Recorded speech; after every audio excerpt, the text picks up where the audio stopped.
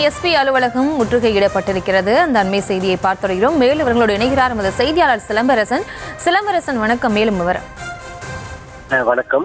சேலம் மாவட்ட காவல் கண்காணிப்பாளர் அலுவலகத்தை பாமக தரப்பில் தற்போது முற்றுகையிட்டு தர்ணா போராட்டத்தில் ஈடுபட்டு வருகின்றனர்.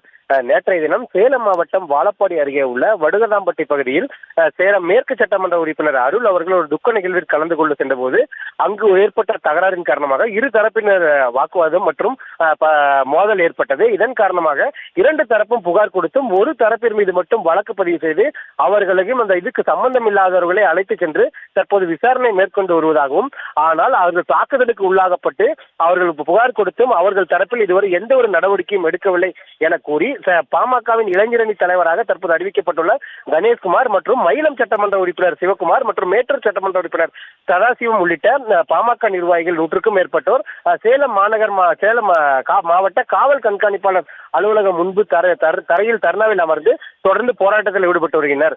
குறிப்பாக இதற்கு முன்பாக சேலம் மாவட்ட காவல் கண்காணிப்பு அலுவலகத்தில் உள்ளே புகுந்து எதற்காக எங்கள் தரப்பிற்கு இதுவரை எஃப்ஐஆர் கூட பதிவு செய்யாமல் இருக்கிறேன் என கேள்வி கேட்ட நிலையில் அவர்கள் உடனடியாக செய்ய முடியாது, விசாரணை செய்து எஃப்ஐஆர் பதிவு செய்வதாக தெரிவித்த நிலையில் எஃப்ஐஆர் பதிவு செய்யும் வரை நாங்கள் இந்த பகுதியிலிருந்து நகர மாட்டோம் என தெரிவித்து, அதாவது மாவட்ட காவல் கண்காணிப்பாளர் அலுவலகம் உள்ள நுழைவாயிலையும் அந்த படிக்கட்டு அருகே அமர்ந்து தொடர்ந்து தர்ணா போராட்டத்தில் ஈடுபட்டு வருகின்றனர். குறிப்பாக அந்த தாக்குதலுக்கு புகாரில் தெரிவித்துள்ள சேலம் மேற்கு சட்டமன்ற உறுப்பினர் அருள் மற்றும் ராமதாஸ் அணியின் சேலம் கிழக்கு மாவட்ட செயலாளர் நடராஜன் மற்றும் அவரது ஓட்டுநர் உள்ளிட்ட குறிப்பிட்ட ஒரு 9 பேர் மீது இவர்கள் உடனடியாக வழக்கு பதிவு செய்து அவர்கள் மீது நடவடிக்கை எடுக்க வேண்டும்.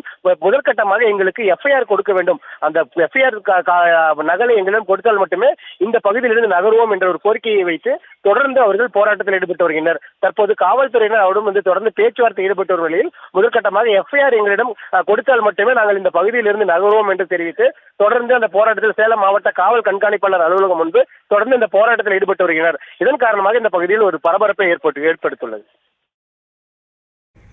விவரங்களுக்கு நன்றி சிலம்பரசன்.